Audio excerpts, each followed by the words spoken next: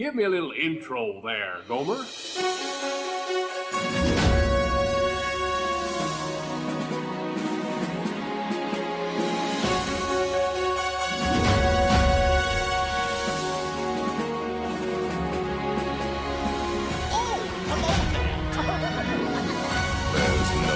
turning back now. Let's put on the show. You're listening to the Station 71 podcast. My name is Mario, and this week I'm joined by my co-hosts, Beth and Brian. So, is this it, Brian? Is this the week that we finish Walt Disney's bio? This is the penultimate episode of the Walt bio. I have one more after this, which will probably be a relatively brief episode as far as the amount of material that we cover, just because it'll be over a lot of stuff that we've already done history episodes on, and I don't want to bore our listeners too much and repeat a lot of information. But yes, I have one more in the book after this, and then we will be done. There we go. So we decided once again, there's not a lot of news to talk about. What little news there is to talk about, we threw in our pre-show this week for our Patreons. But before we move into that, if you're listening to this when this comes out, just a reminder, this week we wrapped up our movie club for Remember the Titans, so that's going to hit Patreon soon. But to put a little bit of this ahead, we're going to be doing a Patreon the week after this comes out for the movie Artemis Fowl. So hopefully if you didn't get the chance to join us for that one, you'll get the chance to join us for this upcoming one. Yeah, and I really, really do think that the movie club is a lot of fun, and being able to interact with people and hear everybody else's opinion on the movies, and mainly, though, just joke around and mess with each other has been really, really fun. So I'm glad that we started doing this. And after Artemis Fowl, just as tooting my hype train horn again, Hamilton. So stay tuned for that too. Yeah, these next couple ones I'm pretty excited for. So, and I'm excited just because I don't really have any clue what I'm getting into with either of these movies. So, we're in for a wild ride then. But to say, I don't really know what I'm getting into with Artemis Fowl, but I hope that you'll enjoy Hamilton as much as I do. Me too. All that said, I'm going to turn it over to Brian so you can take us on our guided history tour. All right. Well, we left off on the last episode with the release of Snow White. And after a very lengthy production, the movie became an immediate success. More importantly, though, it brought in a very large sum of money to the studio. And now Walt was looking forward to their next big project. Success of Snow White brought financial relief to not only the studio, but the Disney family as well. Elias and Flora had been hit fairly hard by the Depression. They had moved to Portland with Herbert and his family, and the two rarely saw Walt and Roy. For Flora especially, being away from the two was difficult. She and Elias longed to move to LA and reunite with him, but knew they wouldn't be able to until the Depression was over. However, after Snow White, with the money rolling in, Walt and Roy began looking for a home for them in the city. The film's success also had a positive impact on Walt's immediate family. Over the years at the studio, long nights and the stress of work had put a strain on his marriage with Lillian. With the project finally over, he was able to dedicate more time to his family, even more important now that they had just adopted their youngest daughter, Sharon May.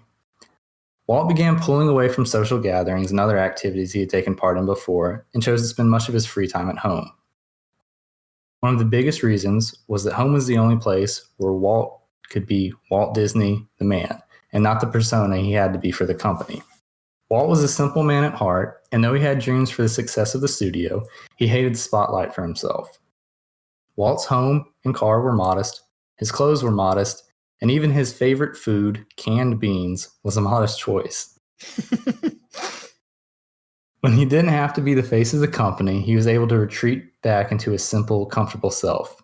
He even told an interviewer that he deliberately kept his home completely devoid of Disney products to ensure that he didn't bring that Walt home with him. Yeah, I imagine that's got to be a heavy crown to wear, being Mhm. Walt Disney. So it makes sense that he would, want to be more simple at home. Mm-hmm. Though I will say, reading that was kind of surprising for me, especially considering like the connection that he had to Mickey and a lot of his creations. But like I said, the stress of the studio had really put him and Lily in a bad place with their marriage. So I can see why he was, so adamant about not bringing any of the work home with him. Mm-hmm. But the Walt Beckett studio was making his employees happy as well. During the production of Snow White, his animators had tallied up $115,000 in bonuses that were to be paid at the release of the film.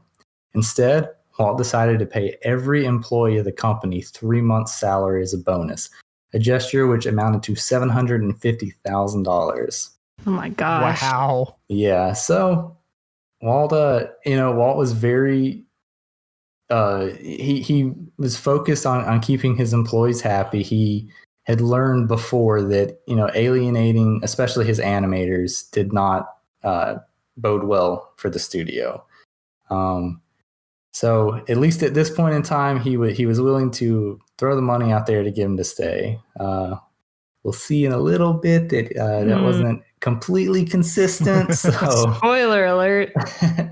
So we'll get there. But at this point in time, at least, the crew were all too happy to stick around, with the workload finally easing up and the marathon that they had dealt with before over. In fact, through most of 1938, the vast majority of the animators were sitting idle, working only on a few shorts. Walt had been holding off on production of another feature-length animation until he saw how well Snow White would perform. However, he had not been sitting idle, and now that Snow White had shown the viability of his dream, the floodgates were about to be unleashed. With the profits from the movie and the work he knew lay ahead, Walt decided to build a new studio in Burbank. Walt, of course, wanted only the best and was willing to do whatever it took to make it happen. The location he found was for sale by the Department of Water and Power at an asking price of $100,000. Walt went to Bank of America to secure a loan, but they appraised the lot at only $30,000 and told him he should look elsewhere. However, Walt's mind was made up. He had a vision for the new studio, and that was that. He agreed to the asking price and began preparing for construction shortly after. Oh my gosh. Yeah, again. He paid $70,000 extra just because he's like, no, this is it. This is the spot. Oh Yeah. my goodness. For listeners that haven't been following along, Walt is not very good with money. No one should have ever let him make these decisions. Oh, goodness. He hired a contracting firm and approached George Morris, one of the financial specialists at the studios, to finalize the process. Morris suggested that they lay out a financial plan, to which Walt responded, "Well, go ahead and figure on $500,000 and we'll talk about the rest of it later." Funny. That seems to just be like his strategy, is it not? Like, Yes. go ahead, find the money, and I'll figure it out when it comes time to figure it out. Very true. And honestly, up until this point, Walt had kind of shown that reinvesting money in the studio was successful. But as you'll see as we get along with this, he was starting to cross that line, especially with this new studio. Yeah. By the fall of 1938, the studio was ready to embark on their next feature-length project, Bambi.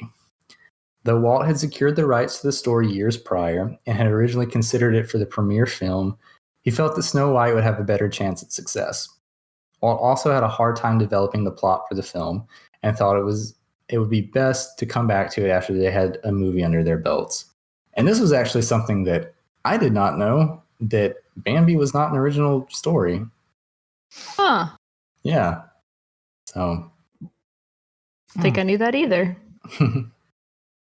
It sounds like it makes sense, but like, did not know that. Yep.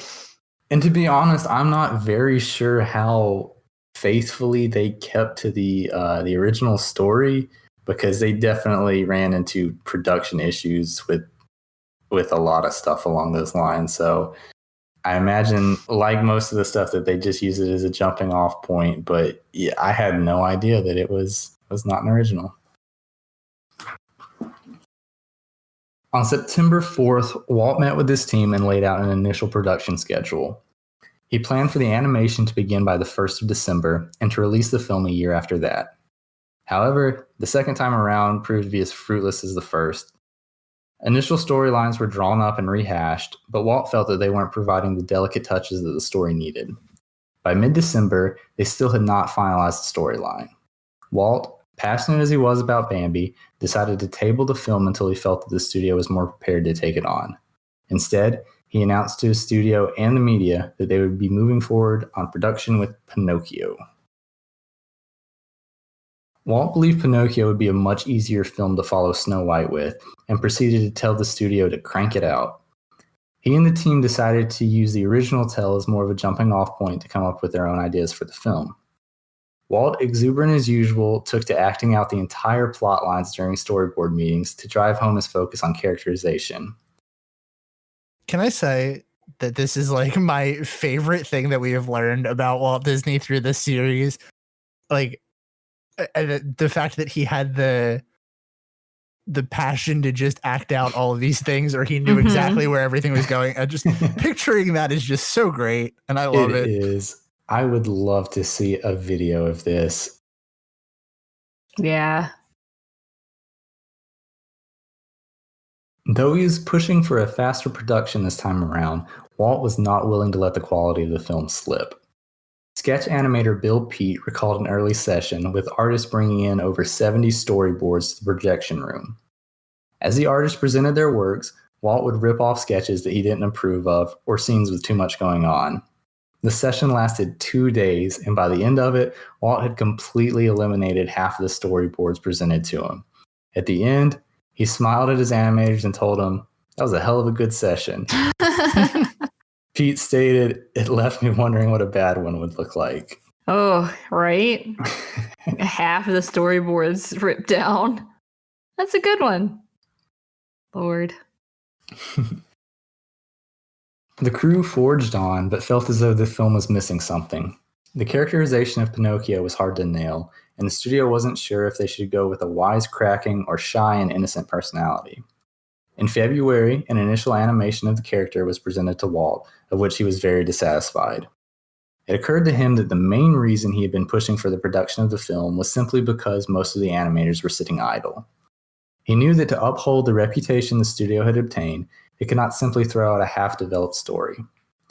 Walt made the decision to put Pinocchio on hold as well, with plans to pick it back up that September when the story had been reworked. The studio was not out of ideas, though, far from it, in fact. Walt had secured the rights to a number of classic tales to base their movies off of. Peter Pan, Winnie the Pooh, and The Wind in the Willows were all available to them. Though these would all become Disney classics, Walt chose to move forward with something wildly different. The silly symphonies that the studios had been producing had proven quite successful, and shown that animation and music went hand in hand. Walt wanted something more, though. He desired to make a truly abstract film in which sheer fantasy unfolds to a musical pattern. During his time in LA, Walt had also become acquaintances with Leopold Stokowski, a symphony conductor. In mid-1937, Walt had found him dining in the same restaurant alone and invited him over to his table. While there, Walt discussed his desire for the grand fantastical musical, along with another short musical based on Paul Dukas', I'm probably going to butcher this, L'Apprenti Sorcier, which is The Sorcerer's Apprentice in French. I think you did fine, not knowing French. Thank you. Sounded like French to me. Stokowski loved the idea so much that he agreed to compose the short score for free. Wow. Yeah. And he was a pretty big name at the time, too. Well, that's probably what Walt needed, was somebody to just not charge him anything for a second. Yes.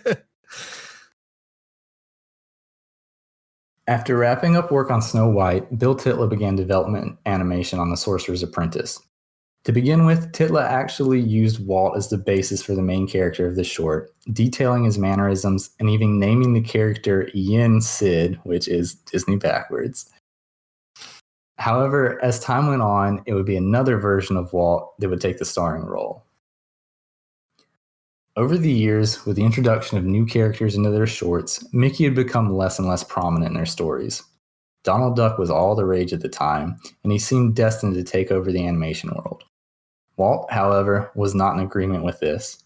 When actress Helen Hayes toured the studios, he told her, "Of course, you know Donald is the big thing now, but it won't last. Mickey is forever.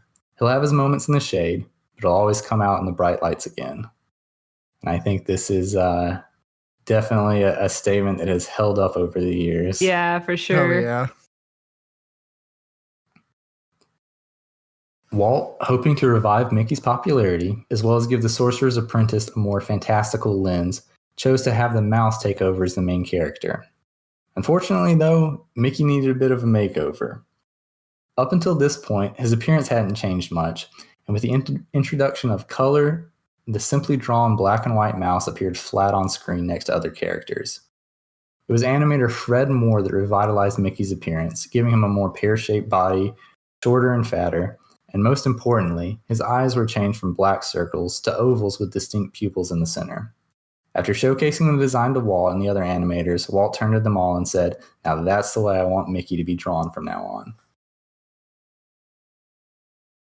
And I do think this is probably, if you look at the evolution of Mickey over the years, this is by far the biggest stark contrast from like one version of Mickey to the other one. And it's also the one that's mainly held up the same over the years.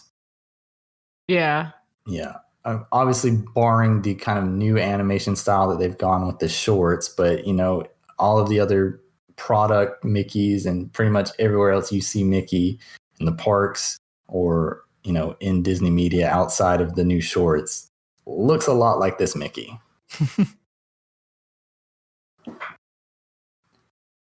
In January of 1928, Stokowski came back to the studio to compose the music for The Sorcerer's Apprentice.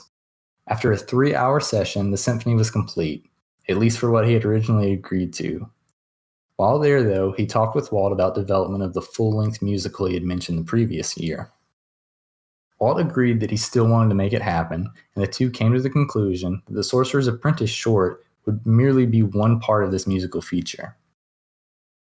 Walt saw this as an opportunity for the studio to create something even more artistic than Snow White, and Stokowski saw it as a way to reinvigorate the common people's appreciation of classical music. These two masterminds leading the charge, development on the concert feature, as it was known at the time, began. Gotta say, that name is not as catchy as what it turned out to be. Definitely not. Yeah, no, definitely not.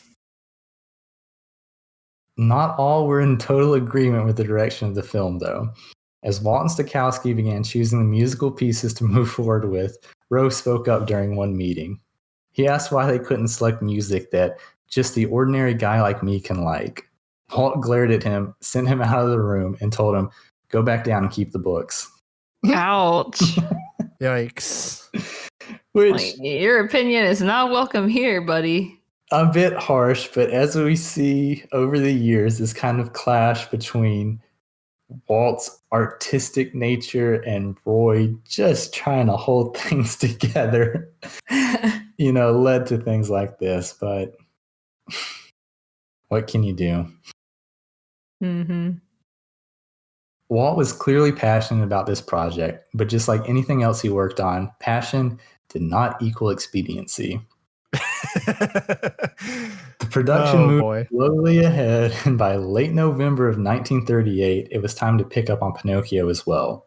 Working on 2 feature-length movies was trying enough, but Walt's composure would soon be tested in a much darker way. That September, Walt and Roy had found a home for their parents to move into in North Hollywood. The house featured all the amenities the couple needed: 3 bedrooms, a 2-car garage, and notably, a central gas heating system. Though pleased to be in LA with their sons and quite happy with the home, the couple noticed that the central heating system frequently malfunctioned. Walt dispatched one of the workmen from the studio to try to repair it. On the morning of November 26, 1938, Flora awoke and walked into the bathroom. After not returning for some time, Elias walked in to check on her and found her unconscious on the floor. He attempted to pick her up but became dizzy and fainted himself. Their housekeeper, while downstairs, began to feel woozy as well and went upstairs to check on the Disneys. Finding them passed out on the floor, she ran to the neighbor, and the two of them pulled them out of the house. It was discovered that the workmen from the studio had installed the heating furnace incorrectly, which resulted in exhaust gases being pumped into the house. Elias was able to recover, but Flora died from carbon monoxide poisoning before she could be pulled to safety. Wow. Yeah. Walt's grief was immeasurable. Not only had his mother died in the house that he purchased for her, but he had sent the man to repair the heating system that ultimately killed her. The two brothers buried Flora at the Forest Lawn Cemetery, and though he visited often, Walt refused to talk about his mother's death with anyone. His daughter Sharon asked him years later where her grandparents were buried, and Walt snapped, "I don't want to talk about it." So, obviously, we've seen Walt go through a lot of pretty dark and troubling times throughout his history, but this was probably the one that for sure hit him the hardest. Yeah, I bet. Mm-hmm.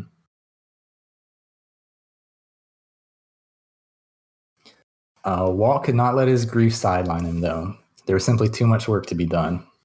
Story development for Bambi had picked back up, the concert feature was moving on in full force, and Pinocchio's story was being rehashed.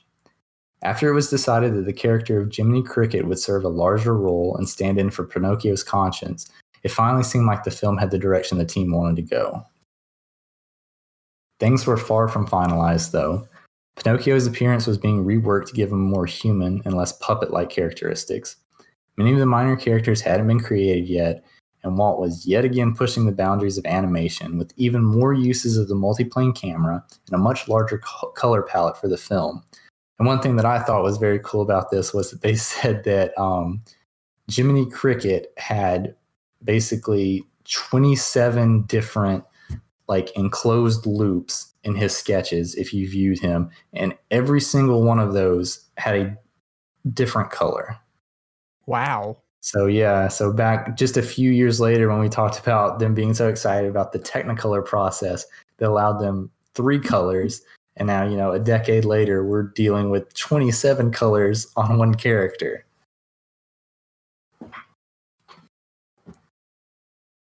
Walt was adamant that this would not be a continuation of Snow White, but something entirely different that would stand on its own. Though Walt was pushing the development of Pinocchio, it was not his main focus. In truth, he knew Pinocchio was the film that he had to make, but the concert feature was the one that he really wanted to pour himself into. Walt believed it would only take a few weeks to develop the storyline for the concert feature. It was, after all, a very loose narrative, more focused on music and imagery than actual plot. However, it wasn't until the spring of 1939 that the music had even been finalized.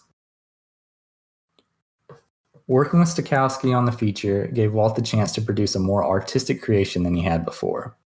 Walt was growing tired of the cartoon gags and wanted something that would stand the test of time. Walt was also pushing to make the film a fully immersive experience. He worked to develop a new surround sound system to outfit the theaters with, which he named Fantasound, and even toyed with the idea of pumping scents into the theater during certain scenes, which obviously we see a lot of in development for Disneyland and the parks. That's really cool, though, that it came all the way back from that. Mm-hmm. And I do think that's something very cool, and to see how much that Disney World and Disneyland and the parks implement that, to this day, we still don't see anything like that in theaters. No. Yeah, not outside the parks, really. Mm-mm. Would it work? This is a little bit off of the rails, but would it work in an actual theater? I don't think I would want that experience. I would. I totally would. I don't know. It's a good point that when you see it in, or when if you're at the parks and you notice a scent that's being pumped in or something, you recognize it, it's immediately noticeable to you. I do wonder if for an entire hour and a half long movie with different scents being pumped in, if it would kind of lose its steam quickly. I think it absolutely depends on the movie too. That's true. Yeah, definitely. I don't think it's realistic to think of that being in a, generic movie theater anyway. Yeah. Even with his enthusiasm, production was slow. Walt was still making changes, rearranging scenes, and even considering making changes to the music. Walt, as he always had been, was focused on every minute detail of the film. It was clear that there would be more development needed, but Walt needed to produce something. With that, he turned his focus back to Pinocchio. Walt had initially set a release date for Christmas of 1939, but as development trudged along, that date seemed less and less likely to be hit. The film's release was then pushed back to the following February, with much of the staff working over the holidays to complete the work. However, with animation finished and the ink and paint department wrapping up, he was able to return his focus to the concert feature. It was clear that the most important change that needed to be made was with the working title. Walt met with distributor RKO to discuss advertising, and were told that they would need a title to begin, which seems kind of odd that you would even go and have them start advertising a movie for you when you didn't know what it was called. A contest was held at the studio to rename the feature, and after 250 submissions, the staff actually decided to go with the title that had popped up during early development, Fantasia. With the title decided, the music finalized, and animation in process, Walt now had to turn back to Bambi, the incessant thorn in his side. During this time, Walt was also in the process of moving the studio to the new location in Burbank. By December of 1939, the new campus was complete. At a total cost of nearly $2 million, the studio featured a gymnasium, cafeteria, barbershop, sunbathing deck, and a gigantic 152,000 square foot animation building. Is that it? It was just so funny to me that, before he told the finances, just worry about the first $500,000, then it ended up costing 4 times that. So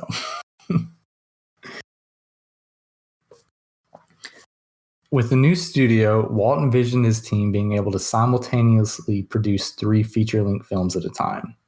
However, that would require money. After the cost of the new studio and the fact that it had been over 2 years since the release of Snow White, things were getting tight again. The release of Pinocchio on February 7th of 1940 did little to help that.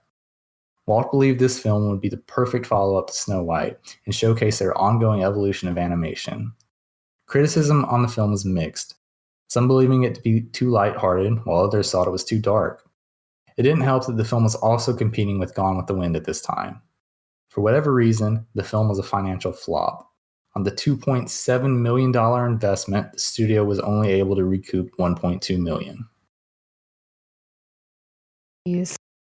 Yeah, pretty significant loss. Mm-hmm. The studio went back to work on Bambi, with the production of Fantasia being wrapped up. After being shown test animation of the newly developed characters, with another revised plotline, Walt believed that they were finally headed in the right direction with the film. However, the release of Fantasia that November was another hit to the studio. The film received mixed criticism, especially harsh from classical music aficionados.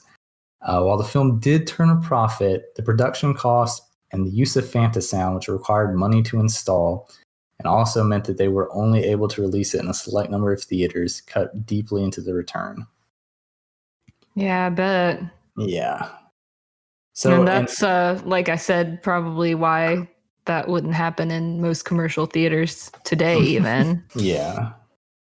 And at this time, Walt's still working with RKO as the distributors, and what he really wanted this film to be was like what he would call a sideshow attraction, that people would come to visit very, very few select theaters and be able to see this movie. And RKO was really pushing him to do a more widespread release. And because of that, I feel like, him doing the widespread release meant a lot of people saw it and theaters that weren't outfitted with the Fantasound system, because eventually Walt kind of backed off and said, okay, we'll show it some, but I want the initial release to be only in Fantasound theaters. So because of that, it's bad, because the people that saw it at the beginning saw it with Fantasound, but that meant that it was only in a few theaters and wasn't able to make much money.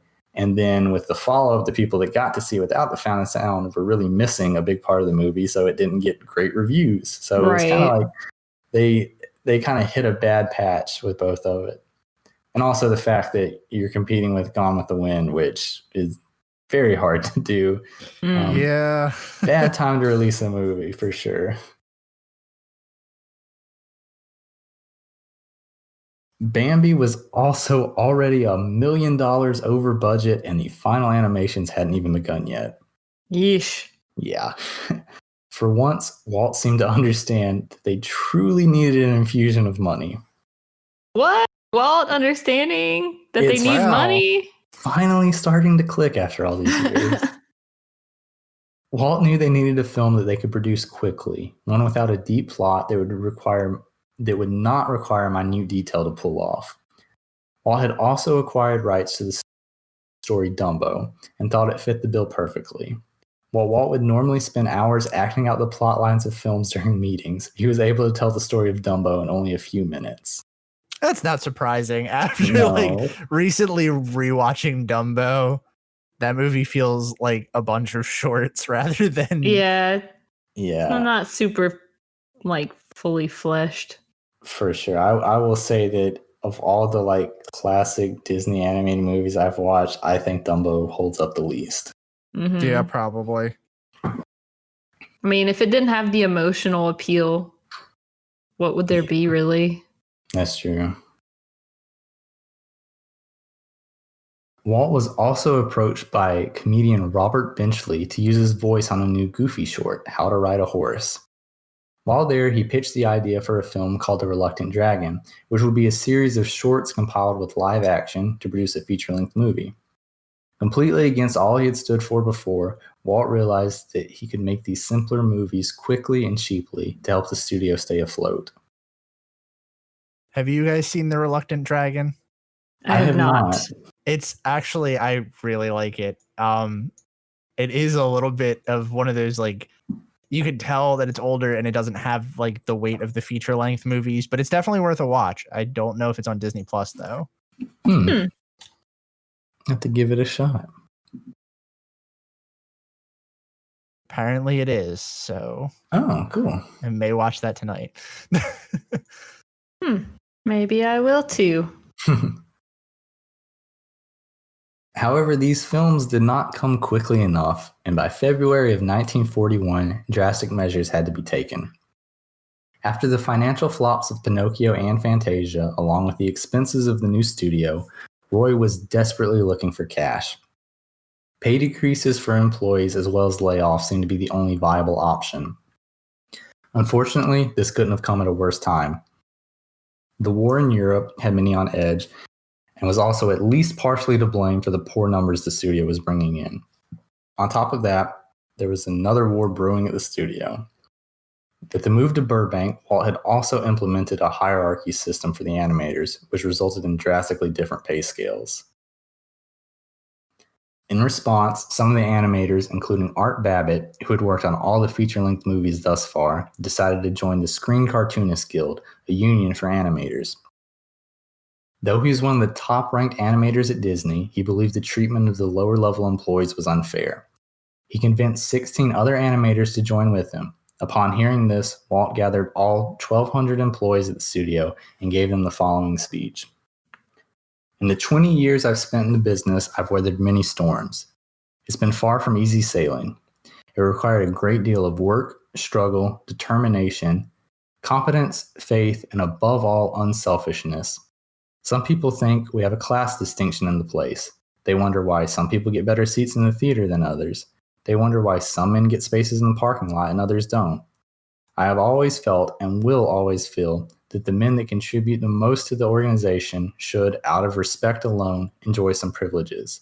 My first recommendation to the lot of you is this: put your own house in order. You can't accomplish a damn thing sitting by around and waiting to be told everything. If you're not progressing as you should, instead of grumbling and growling, do something about it. Yes, not a very delicate touch on the speech. Can I just say how awesome, though, it is that one of the top-ranked animators was looking out for the little guys underneath? It really was. And Just like, I feel like that doesn't happen as often in No. today's culture, unfortunately. Mm-hmm. But just to give you an idea of what kind of differences we're talking about, one of the other things is not only in the pay scale, but a lot of the amenities like the barbershop and the gym and stuff, Walt only allowed like the higher ranking animators to use. And Really? so that drove a rift between them. But more so, they said just like a comparison of salaries, like Bill Titla and Babbitt, who were some of the higher level ones, were making around $300 a week, whereas the like lower tier animators were pulling in like 15 to 20. Oh my gosh. It was this was not like gap. minor. Yeah, there was definitely like elitism and classes in the hierarchy that Walt had set up. Jeez. And honestly, I can see the pay difference for someone that's been there longer and more experienced and is bringing more in. But the fact that like you have these amenities at the studio that you just like don't let certain people use, I feel like that would be harder to explain than the pay difference. Yeah, that's also kind of like a big slap in the face to those people that aren't allowed to use them. Yeah. Walt's speech was unsurprisingly poorly received by the studio employees, and tensions between Babbitt and Disney grew. In the middle of production of Dumbo, on May 28th of 1941, Walt fired Babbitt along with the 16 other union members. Wow. The next day, 200 animators went on strike. This put a severe strain on the film's production, especially with the studio already in bad shape financially. Well, yeah, I can't say I'm shocked by that. Yeah. I guess that was not a great call, Walt. No, and I mean, obviously the studio is in like financially really bad shape right now, and drastic measures did need to be taken, but this was not a very good response. Especially firing not only Babbitt, who is kind of leading this charge, but also anybody else that was involved in the union is not a great look. And also just like the speech that he gave, it should have been a pep talk, not a pull yourself up by your bootstraps. Yeah. With the war raging and the economy at a weak point, many of the animators were reluctant to join the strike. Though they may have disagreed with the culture and hierarchy at the studio, it was another thing to put their families' well-being at risk during such uncertain times. However, the strikers held fast to their beliefs, and by that September, Walt agreed to sit down with the mediator and the union leaders. Walt agreed to double full-time employees' salaries, and by the 21st, all the strikers were back at work. However, all was not back to normal. The rift between union and non-union members proved to not just be a temporary squabble. Eventually, a number of the animators decided to leave the studio, including Bill Titla, another one of Walt's high-level employees. just losing them left and right. Mhm. Yes. And just to say that there were a ton more of the higher-level employees or higher-level animators that left, like people that were not just the ones that were, doing all the fill-in animation and that kind of stuff, like people that were helping come up with ideas and really progressing the art style. So right. So it's like people that were actually important to the company. Yeah, absolutely, impacting yeah. it. Mm-hmm. With the strike resolved, work wrapped up on Dumbo. This film and The Reluctant Dragon each pulled in approximately $350,000 in profit for the studio. A modest sum, but at least the studio was pulling in money instead of losing it. Now Walt and the remaining animators had to figure out what to do with Bambi. The team had previously animated deer for Snow White, but according to animator Eric Larson, they had been more like big sacks of flour than actual deer. To remedy this, Walt had live deer brought into the studio so that the team could observe their movements and relay that into the film. Walt even had his animators sit in on the dissection of a deer so that they could observe the animal's underlying muscle and bone structure to further reinforce their appearance. What? Is that really necessary? Totally unnecessary. And I guess I'll expound a little farther than what I actually wrote in here.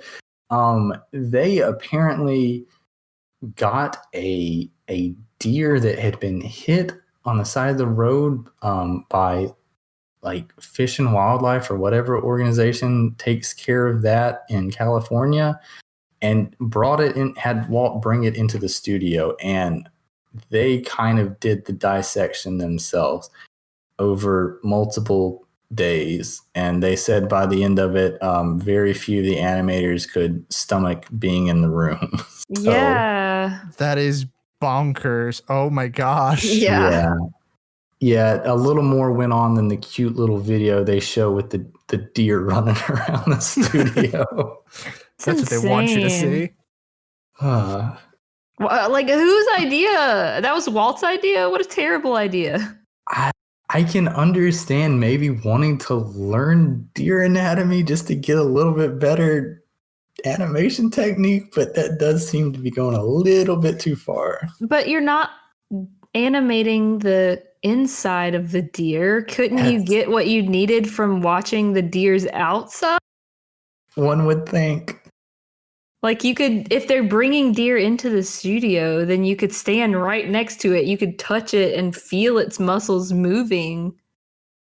I don't feel like dissecting it. And I'm not an animator, so who knows? But I don't really feel like dissecting a deer would have any, I don't know, benefit unless you were animating a dead deer's insides. Yeah. Which obviously they weren't. With the story finally where Walt wanted it and the animation having a direction, production on the film moved ahead. Finally, on August 9th of 1942, the film debuted after more than 5 years of production. Wow. Yes. At first, many critics were confused at the approach the film took. Walt had always been focused so much on fantasy in his films, and besides the animals talking in this one, he had placed great emphasis on realism in the design and storytelling. However, the film did still turn a sizable profit, pulling in nearly $3 million. Ooh, it's a lot more than the last ones. The studio still found themselves in debt to the Bank of America, who had loaned them most of the production costs over the years. Luckily, the company was supportive of Disney and believed that they would eventually recoup the money. However, they also weren't willing to continue to wait much longer. Over the years, one thing had become apparent to Walt, which was undoubtedly clear to Roy the entire time. Animation was expensive. There it is. Yeah. In order to turn a profit, but also stay true to what the company was known for, Walt decided to move ahead with a number of films that would blend animation as well as live action segments, just as the Reluctant Dragon had done. The first of these, Saludos Amigos, began production after Walt was sent on a goodwill tour of South America.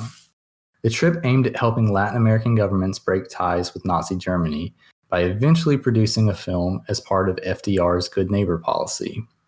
Many Latin Americans were fans of Disney animation, and overall the project turned out to be quite successful. The film featured 4 animated segments detailing the landscape and culture of Latin America. More importantly for the Disney studio, though, the contract came with government subsidies. Money! These, along with lower production costs with the shortened animated segments, netted the studio roughly $500,000. The film was also able to meet the intended goal for which it was commissioned after its release in 1943. According to film historian Alfred Charles Richard Jr., Saludos Amigos did more to cement a community of interest between the people of the Americas in a few months than the State Department had in 50 years. Jeez. Wow. Yeah. I guess Pretty that's saying high something. praise for this. Yeah, for real. Now, I remember when we went back and we did the kind of Disney through the decades episode, that this was one that I went back and watched for the 40s. And honestly, even, with it being kind of, not a narrative story and, almost kind of like a documentary at times, like I found this incredibly interesting. And I thought it was a very, very interesting concept that they did very well with. Yeah, I watched it pretty recently too. I liked this movie for what it was. Yeah. I have not. I need to, though. The studio would produce 8 more films throughout the 1940s, with only Make Mine Music and The Adventures of Ichabod and Mr. Toad being fully animated.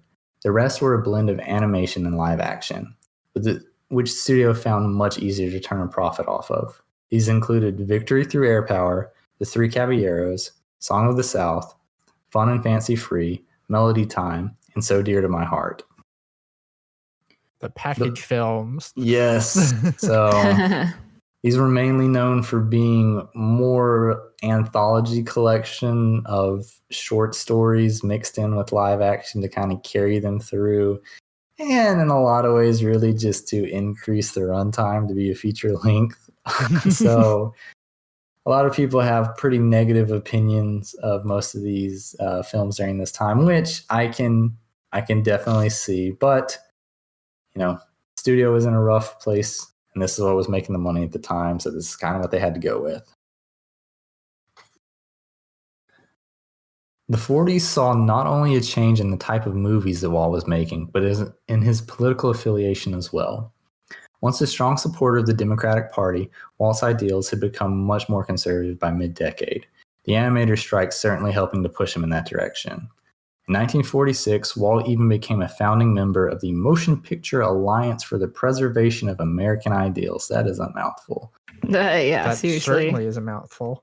This conservative group sought to weed out communism and fascism that many believed were prevalent in Hollywood. While the money was coming in with the hybrid films, Walt was not ready to give up on producing another animated classic. Even as early as 1922, Walt had used Cinderella as the basis for one of his Laugh-O-Gram shorts, and by 1933, he envisioned turning it into a silly symphony. It was clear, however, that the story would need a much longer runtime to be told properly, so the idea was shelved. By 1938, he decided to pick up on the idea again, and even had a 14-page outline written by animator Al Perkins. With all the other pictures being developed at this time, the project didn't go any further until 1943, when Walt gave the outline to Dick Huemer and Joe Grant to expand upon. Again, though, the studio was too focused on their other works to develop anything past a basic premise. Storyboard meetings picked up in 1946, but the issue of money came up again. The studio still owed $4.2 million to the Bank of America, and developing another full-length animation would be costly. This was not to be another hastily thrown together film or anthology, but a return to form for the company, a return to Snow White. Finally, after the release of Fun and Fancy Free, the studio was able to cut a large chunk of their debt out, and Walt believed that it was time to move forward. Walt had bigger plans than Cinderella at this time, though. Story production had already begun on a full-length Alice in Wonderland as well as Peter Pan. The studio, however, was having a difficult time developing characters for these films. It was clear with Cinderella having so many similarities to Snow White, the studio would be able to move forward with it much faster than the other two films. By 1948, the studio's main focus was on Cinderella and the live-action Treasure Island adaptation, though Walt had become less and less involved with production at this time. He placed Bill Peet in charge of production. Yet again, a new fascination had caught Walt's eye. Years prior, Walt had taken his 2 daughters to Griffith Park in LA. The park featured many large, sprawling green spaces, as well as a merry-go-round at the center. While watching Diane and Sharon on the ride, Walt wondered why there weren't places where adults could share in these experiences with their children. Why must he sit on the sidelines while they have all the fun? It was an idea that Walt held on to for some time. By the late 40s, it struck Walt again. He had shown that cartoons were not merely for children. Bringing a sense of wonder and fantasy to someone's life transcended age. What if there was a place where children could become enthralled with the idea of magic and their parents could regain their sense of childlike wonder? On paper, Walt wasn't in too much of a better position than he was a decade ago. The studio was in debt with far too many projects going on. The last thing he needed was another expensive undertaking with which his company had little experience. And so, in 1948, Walt sat down and began sketching out plans for an amusement park. There it is.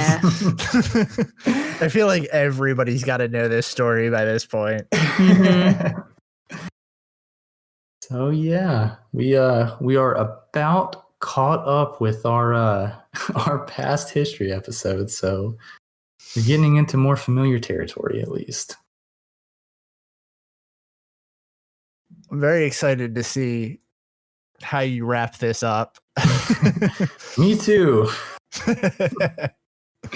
Flying by the seat of our pants here. Pretty much. Although I do have to say, like, even though I said, I feel like everybody knows this part of the story. Like, as soon as you got to that part about him taking on an adventure that he knew nothing about, I was like, all right, I know where we're going, and I couldn't help but smile. Like, you have to. And that's the thing. Like, looking back, most of this stuff before, I feel like was a lot of the Walt Disney that people didn't really get to see, and now we're kind of like to the point where Walt Disney has become like the Walt Disney. Yeah, this is like the Disney story too. Mm-hmm.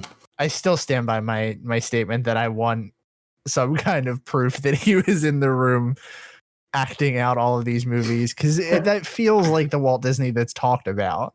But there's an obvious other side to all of this that we've discovered too.